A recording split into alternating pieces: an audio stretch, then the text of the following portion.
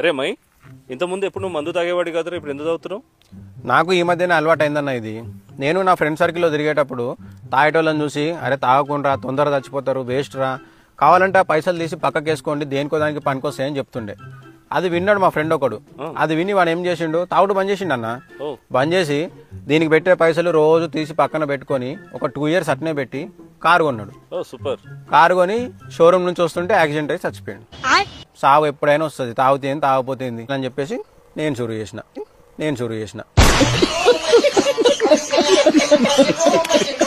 Work from home రోజుకు 5,000 రూపాయల నుంచి 50,000 రూపాయలు సంపాదించుకునే అవకాశం ఉంది. తక్షణమే సంప్రదించండి ఎంఎస్ గౌడ్ను 9963745333.